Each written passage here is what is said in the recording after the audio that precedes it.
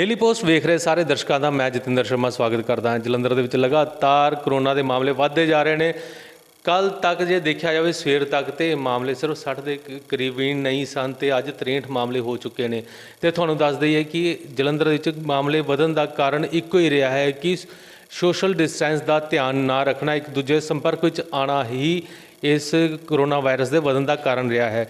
साढ़े नाल ने डॉक्टर एस शर्मा जी जिन्होंने असीं गलबात करांगे तो जानांगे कि ये कोरोना वायरस दे विच काबू पाने वास्ते ये किस तरह के एहतियात वरतने चाहिए ने ताकि आम लोग जो कि सोशल डिस्टेंस का ध्यान नहीं रखते, मास्क नहीं पा रहे या फिर ग्लव्स का इस्तेमाल नहीं कर रहे तो सड़कों उत्ते शरेआम घूमते नजर आ रहे हैं, इन्हों किस तरह बचाया जा सके। हालांकि प्रशासन अपने वालों इनू लोगों बचाने वास्ते कई तरह के उपराले करता है तो नाल दे नाल दिशा निर्देश भी जारी करता है।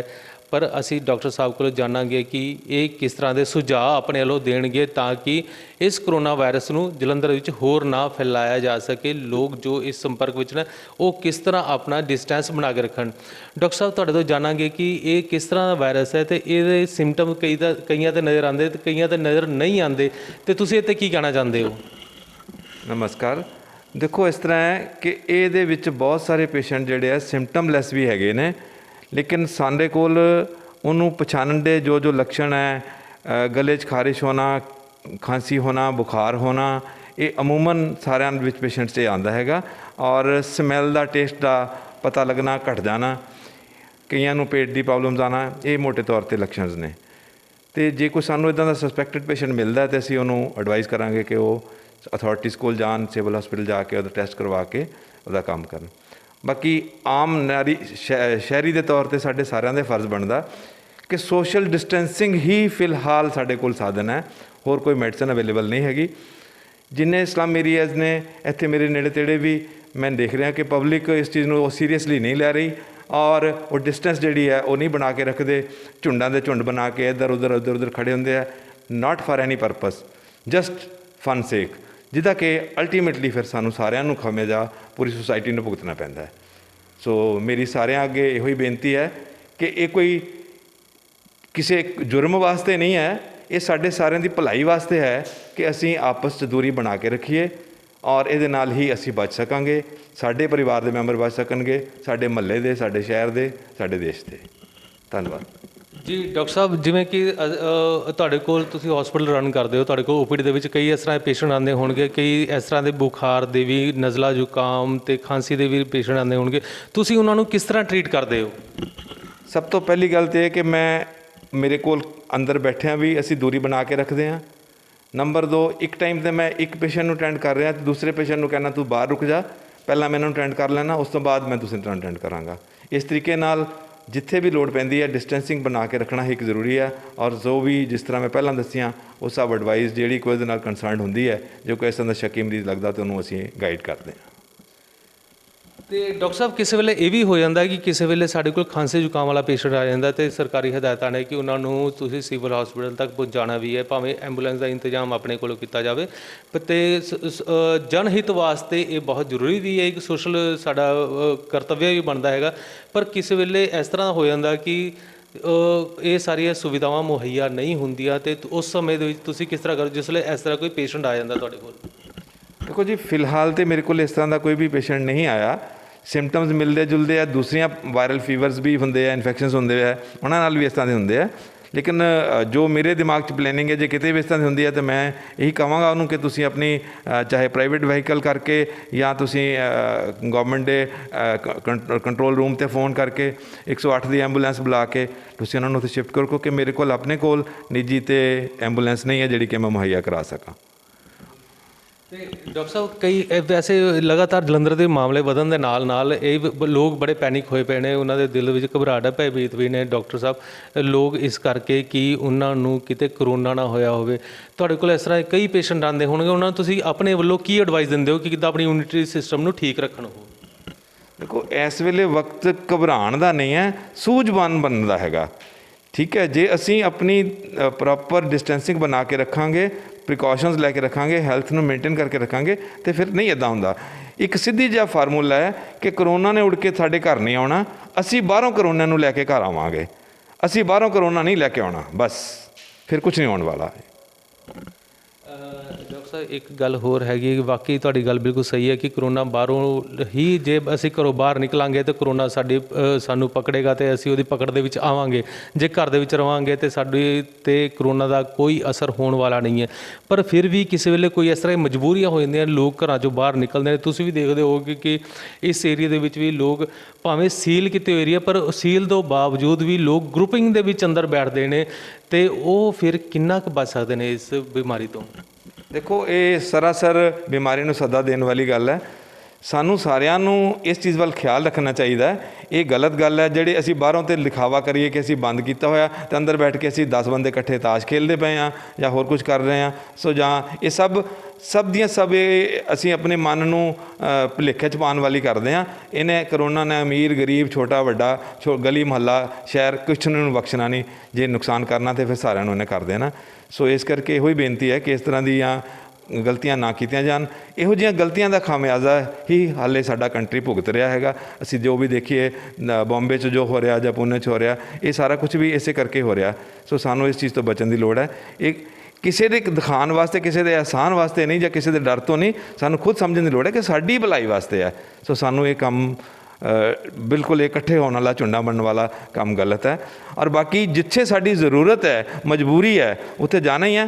ਪ੍ਰੋਪਰ ਮਾਸਕ ਪਹਿਨ ਕੇ ਜਾਓ, ਪ੍ਰੋਪਰ ਡਿਸਟੈਂਸ ਬਣਾ ਕੇ ਰੱਖੋ, ਹੱਥਾਂ ਨੂੰ ਬਾਰ-ਬਾਰ ਧੋਵੋ, ਆਪਣੇ ਨੱਕ ਨੂੰ, ਮੂੰਹ ਨੂੰ, ਅੱਖਾਂ ਨੂੰ ਟੱਚ ਕਰਨ ਦੀ ਤੋਂ ਪਹਿਲਾਂ ਡੈਫੀਨੇਟਲੀ ਤੁਸੀਂ ਇਸ ਵੱਲ ਇਨਸ਼ੋਰ ਹੋਵੋ, ਆਪਣੇ ਦਿਮਾਗ 'ਚ ਗੱਲ ਬਿਠਾ ਕੇ ਰੱਖੋ ਵੀ ਮੈਂ ਹੁਣ ਹੱਥ ਬਾਹਰ ਗਿਆ, ਘੁੰਮ ਕੇ ਆਇਆ, ਟੱਚ ਕਿਸੇ ਪਾਸੇ ਪਏ ਹੋਣਗੇ, ਪਹਿਲਾਂ ਮੈਂ ਹੱਥ ਧੋਣੇ ਆ, ਫਿਰ ਮੈਂ ਮਾਸਕ ਉਤਾਰਨਾ, ਫਿਰ ਮੈਂ ਆਪਣੇ ਹੱਥ ਮੂੰਹ ਨੱਕ ਨੂੰ ਟੱਚ ਕਰਨਾ ਹੈਗਾ। ਇਹ ਗੱਲਾਂ ਬਹੁਤ ਜ਼ਰੂਰੀ ਨੇ। ਜੀ ਬਿਲਕੁਲ ਡਾਕਟਰ ਸਾਹਿਬ, ਮੈਸੇਜ ਹੈ ਕਿ ਕਰੋਨਾ ਤੋਂ ਡਰਨ ਦੀ ਨਹੀਂ, ਇਹਦੇ ਨਾਲ ਲੜਨ ਦੀ ਲੋੜ ਹੈ। ਉਹ ਵੀ ਲੜਨ ਦੀ ਇਸ ਤਰ੍ਹਾਂ ਕਿ ਘਰ ਦੇ ਵਿੱਚ ਰਿਹਾ ਜਾਵੇ, ਸੇਫ ਰਿਹਾ ਜਾਵੇ। ਪਰ ਡਾਕਟਰ ਸਾਹਿਬ ਤੁਸੀਂ ਆਪਣੇ ਵੱਲੋਂ ਕੀ ਲੋਕਾਂ ਨੂੰ ਮੈਸੇਜ ਦੇਣਾ ਚਾਹੋ? ਕਿਉਂਕਿ ਅੱਜ ਦੇ ਟਾਈਮ ਦੇ ਵਿੱਚ ਲੋਕ ਇੰਨੇ ਕਿ ਪੈਨਿਕ ਹੋਏ ਪਏ ਨੇ ਕਿ ਉਹ ਸਮਝ ਨਹੀਂ ਪਾ ਰਹੇ ਕਿ ਅਸੀਂ ਘਰ ਦੇ ਵਿੱਚ ਬੈਠੀਏ ਜਾਂ ਫਿਰ ਘਰੋਂ ਬਾਹਰ ਨਿਕਲੀਏ, ਕਿਉਂਕਿ 1 ਮਹੀਨੇ ਤੋਂ ਜ਼ਿਆਦਾ ਸਮਾਂ ਹੋ ਚੁੱਕਾ ਲੋਕਾਂ ਨੂੰ ਘਰਾਂ ਵਿੱਚ ਬੈਠਿਆਂ ਨੂੰ। ਦੇਖੋ, ਜਦੋਂ ਸਾਡੇ ਕੋਲ ਕੋਈ ਹੋਰ ਆਪਸ਼ਨ ਹੋਵੇ ਨਾ ਤੇ ਸਾਨੂੰ ਉਹ ਲੈਣੀ ਚਾਹੀਦੀ ਹੈ। ਜਦੋਂ ਹੋਰ ਆਪਸ਼ਨ ਹੀ ਨਹੀਂ ਤੇ ਫਿਰ ਆਪਾਂ ਨੂੰ ਇਹ ਮੰਨਣਾ ਹੀ ਪਏਗਾ ਕਿ ਸਾਨੂੰ ਜਦ ਤੱਕ ਇਹ ਕੰਟਰੋਲ ਸਥਿਤੀ ਨਹੀਂ ਹੋ ਪਾਉਂਦੀ, ਠੀਕ ਹੈ, ਨੰਬਰਸ ਘਟਦੇ ਨਹੀਂ। ਹੁਣ ਜਲੰਧਰ ਸ਼ਹਿਰ ਤੇ ਸਾਡਾ ਪਹਿਲਾਂ ਹੀ ਬਹੁਤ ਜ਼ਿਆਦਾ ਅੱਗੇ ਆ ਗਿਆ ਹੈ ਤੇ ਅਸੀਂ ਚਾਹਾਂਗੇ, ਪਰਮਾਤਮਾ ਅੱਗੇ ਵੀ ਬੇਨਤੀ ਕਰਾਂਗੇ ਕਿ ਅਸੀਂ ਇਹਨੂੰ ਚੀਜ਼ ਨੂੰ ਕੰਟਰੋਲ ਕਰ ਸਕੀਏ, ਇਹ ਗਿਣਤੀ ਘਟੇ, ਉਸ ਤੋਂ ਬਾਅਦ ਹੀ ਸਾਨੂੰ ਇਹਦੇ ਬਾਰੇ ਸੋਚਣਾ ਪਏਗਾ।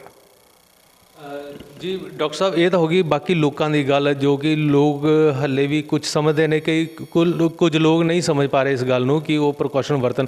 ਪਰ ਡਾਕਟਰ ਸਾਹਿਬ, ਤੁਹਾਡੀ ਵੀ ਇੱਕ ਨਿੱਜੀ ਆਪਣੀ ਜ਼ਿੰਦਗੀ ਹੈ, ਉਸ ਨਿੱਜੀ ਜ਼ਿੰਦਗੀ ਵਿੱਚ ਤੁਸੀਂ ਕਿਸ ਤਰ੍ਹਾਂ ਪ੍ਰੀਕਾਸ਼ਨ ਵਰਤਦੇ ਹੋ ਤਾਂ ਕਿ ਤੁਸੀਂ ਆਪ ਵੀ ਬਚੇ ਰਹੋ, ਲੋਕਾਂ ਦੀ ਸੇਵਾ ਵੀ ਕਰ ਸਕੋ, ਮਰੀਜ਼ਾਂ ਦੀ ਸੇਵਾ ਵੀ ਕਰ ਸਕੋ ਤੇ ਪਰਿਵਾਰ ਨੂੰ ਵੀ ਸੁਖਦ ਜੀਵਨ ਦੇ ਸਕੋ ਤਾਂ ਕਿ ਉਹਨਾਂ ਨੂੰ ਵੀ ਕਿਸੇ ਤਰ੍ਹਾਂ ਦੀ ਇਸ ਬਿਮਾਰੀ ਦੀ ਚਪੇਟ ਵਿੱਚ ਨਾ ਆਉਣਾ ਪਵੇ? ਦੇਖੋ ਜੀ, ਘਰ ਬੈਠਿਆਂ ਆਪਣੇ ਪਰਿਵਾਰ 'ਚ ਬੈਠਿਆਂ ਤੇ ਸਾਨੂੰ ਕਿਸੇ ਤਰੀਕੇ ਦੀ ਪ੍ਰੀਕਾਸ਼ਨ ਦੀ ਲੋੜ ਇਹੀ ਹੁੰਦੀ ਹੈ ਕਿ ਆਪਣੀ ਹਾਈਜੈਨਿਕ ਮੇਨਟੇਨ ਰੱਖੋ, ਸਾਫ ਸਫਾਈ ਦਾ ਖਿਆਲ ਰੱਖੋ, ਅੱਛੀ ਖੁਰਾਕ ਲਓ ਔਰ ਜਿਹੜਾ ਹੈ ਆਪਣੀ ਐਕਸਰਸਾਈਜ਼ ਜੋ ਸਵੇਰੇ ਉੱਠ ਕੇ ਆਪਾਂ ਕਰ ਸਕਦੇ ਹਾਂ, ਰੂਟੀਨ ਜਿੰਨਾ ਵੀ ਉਹ ਕਰੀਏ, ਠੀਕ ਹੈ। ਔਰ ਜਦੋਂ ਪ੍ਰੋਫੈਸ਼ਨ 'ਤੇ ਵੀ ਆ ਜਾਂਦਾ ਮੈਂ, ਉਸ ਵੇਲੇ ਵੀ ਅਸੀਂ ਪ੍ਰੋਪਰ ਡਿਸਟੈਂਸਿੰਗ, ਸਫਾਈ ਔਰ ਬਾਰ-ਬਾਰ ਹੱਥ ਧੋਣਾ ਔਰ ਪੇਸ਼ੈਂਟਸ ਨੂੰ ਗਾਈਡ ਕਰਨਾ, ਇਹ ਸਾਰੀਆਂ ਗੱਲਾਂ ਦਾ ਖਿਆਲ ਰੱਖਦੇ ਹਾਂ। ਡਾਕਟਰ ਸਾਹਿਬ, ਇੱਕ ਇੱਥੇ ਹੋਰ ਗੱਲ ਇੱਕ ਹੋਰ ਆ ਜਾਂਦੀ ਹੈ ਕਿ ਜਿਵੇਂ ਕਿ ਪਰਿਵਾਰ ਵੀ ਕਹਿੰਦਾ ਕਿ ਸਾਡਾ ਜਿਹੜਾ ਘਰ ਦਾ ਜੀਅ ਹੈ ਉਹ ਬਿਲਕੁਲ ਸੁਰੱਖਿਅਤ ਰਹੇ, ਸਾਰੇ ਘਰ ਦੇ ਵਿੱਚ ਬੈਠੇ ਨੇ, ਪਰ ਤੁਸੀਂ ਡਾਕਟਰ ਹੋਣ ਦੇ ਨਾਤੇ ਫਿਰ ਵੀ ਆ ਕੇ ਲੋਕਾਂ ਨੂੰ ਦੇਖਦੇ ਹੋ, ਪੇਸ਼ੈਂਟ ਦੇਖਦੇ ਹੋ, ਤੇ ਕੀ ਗੱਲ ਤੁਹਾਡੇ ਪਰਿਵਾਰ ਦੇ ਕਹਿੰਦੇ ਨਹੀਂ ਕਿ ਤੁਸੀਂ ਜਾਂਦੇ ਹੋ ਤੇ ਤੁਸੀਂ ਵੀ ਘਰ 'ਚ ਬੈਠ ਜਾਓ? ਜਦ ਤੱਕ ਲੋਕਡਾਊਨ ਹੈ ਸਾਡੇ ਕੋਲ ਇੰਨਾ ਸਰਮਾਇਆ ਹੈ ਕਿ ਅਸੀਂ ਘਰ 'ਚ ਬੈਠ ਕੇ ਆਰਾਮ ਨਾਲ ਖਾ ਸਕਦੇ, ਪਰ ਤੁਸੀਂ ਫਿਰ ਵੀ ਲੋਕਾਂ ਦੀ ਸੇਵਾ ਵਿੱਚ ਲੱਗੇ ਹੋਏ ਹੋ।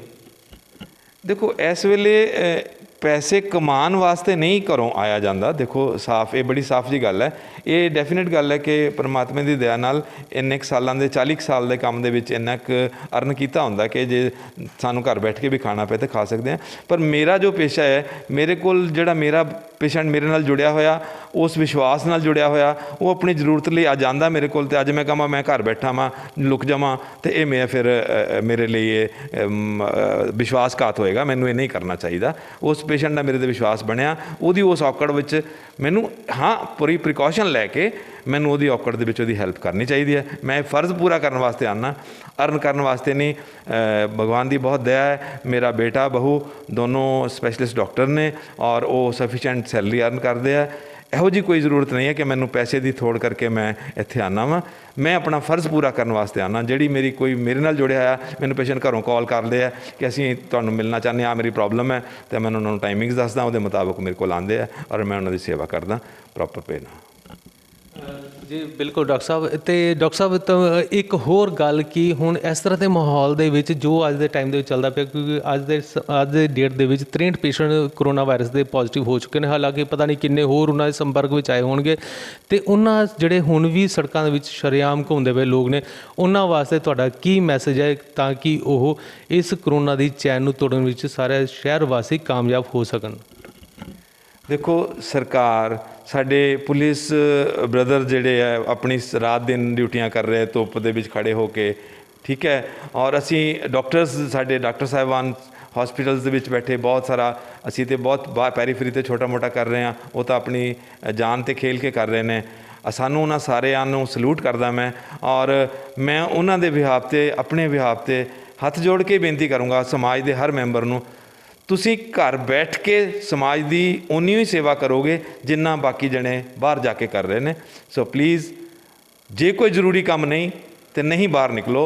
ਦੇਖੋ, ਇਸ ਸ਼ੁਕਲ ਆਪਾਂ ਸਾਰੀ ਉਮਰ ਕਰਦੇ ਵੀ ਰਹੇ ਅਤੇ ਆਉਣ ਵਾਲੇ ਸਮੇਂ 'ਚ ਵੀ ਕਰਾਂਗੇ। ਜੇ ਜੀਵਾਂਗੇ ਤਾਂ ਸਭ ਕੁਝ ਠੀਕ ਰਹੇਗਾ। ਤੁਸੀਂ ਇਹ ਨਾ ਸੋਚੋ ਕਿ ਮੇਰੀ ਇਮਿਊਨਿਟੀ ਠੀਕ ਹੈ, ਘਰ ਬੈਠੇ ਮੇਰੇ ਬਜ਼ੁਰਗ ਦੀ ਇਮਿਊਨਿਟੀ ਘੱਟ ਹੈ, ਮੈਂ ਬਚ ਗਿਆ ਅਤੇ ਉਹਨੂੰ ਨੁਕਸਾਨ ਹੋ ਗਿਆ, ਫਿਰ ਵੀ ਤਾਂ ਮੈਂ ਗਵਾ ਹੀ ਲਿਆ ਨਾ। ਸੋ ਸਾਨੂੰ ਸਾਰਿਆਂ ਨੂੰ ਇਹੀ ਸਲਾਹ ਹੈ ਔਰ ਬੇਨਤੀ ਹੈ ਕਿ ਭਾਈ ਆਪਣੇ ਆਪ ਨੂੰ ਕਨਫਾਈਨਡ ਇਨ ਹੋਮਸ ਆਪਣੇ ਅੰਦਰ ਰੱਖੋ, ਥੋੜ੍ਹਾ ਸਰਵਰ ਕਰੋ, ਸਬਰ ਦਾ ਫਲ ਮਿੱਠਾ ਹੁੰਦਾ। ਜੀ ਬਿਲਕੁਲ ਸਹੀ ਗੱਲ ਹੈ ਡਾਕਟਰ ਐਸ.ਸੀ. ਸ਼ਰਮਾ ਜੀ ਦੀ ਕਿ ਘਰ ਦੇ ਵਿੱਚ ਰਹੋ ਅਤੇ ਸੁਰੱਖਿਅਤ ਰਹੋ, ਸਬਰ ਰੱਖੋ। ਜਦ ਤੱਕ ਪ੍ਰਸ਼ਾਸਨ ਨਹੀਂ ਕਹਿੰਦਾ ਤਦ ਤੱਕ ਤੁਸੀਂ ਘਰ ਦੇ ਵਿੱਚ ਬੈਠੇ ਰਹੋ, ਥੋੜ੍ਹਾ ਟਿਕ ਕੇ ਬੈਠੋਗੇ ਅਤੇ ਇਸ ਕਰੋਨਾ ਦੀ ਚੈਨ ਨੂੰ ਤੋੜਿਆ ਜਾ ਸਕਦਾ। ਕਿਉਂਕਿ ਲਗਾਤਾਰ ਜਲੰਧਰ ਦੇ ਵਿੱਚ ਕਰੋਨਾ ਦੇ ਮਾਮਲੇ ਵੱਧਦੇ ਜਾ ਰਹੇ ਨੇ। ਕਿਉਂਕਿ ਹੁਣ ਜਿਸ ਵੇਲੇ ਵੀ ਨਵਾਂ ਦਿਨ ਚੜ੍ਹਦਾ ਹੈ ਕਿ ਲੋਕਾਂ ਦੇ ਮਨ ਦੇ ਵਿੱਚ ਹੁੰਦਾ ਕਿ ਅੱਜ ਕਿੰਨੇ ਮਾਮਲੇ ਨਵੇਂ ਸਾਹਮਣੇ ਆਏ ਨੇ, ਪਰ ਜੇ ਅਸੀਂ ਸਾਰੇ ਘਰ ਦੇ ਵਿੱਚ ਟਿਕ ਕੇ ਥੋੜ੍ਹੀ ਦੇਰ ਬੈਠ ਜਾਵਾਂਗੇ, ਥੋੜ੍ਹਾ ਸਮਾਂ ਟਿਕ ਕੇ ਬੈਠ ਜਾਵਾਂਗੇ ਤਾਂ ਕਰੋਨਾ ਦੀ ਚੈਨ ਨੂੰ ਤੋੜਿਆ ਜਾ ਸਕਦਾ ਹੈ। ਇਸ ਲਈ ਘਰ ਦੇ ਵਿੱਚ ਰਹੋ, ਸੇਫ ਰਹੋ। ਕੈਮਰਾਮੈਨ ਜਵੇਸ਼ ਦੇ ਨਾਲ ਜਤਿੰਦਰ ਸ਼ਰਮਾ, ਡੇਲੀ ਪੋਸਟ ਪੰਜਾਬੀ।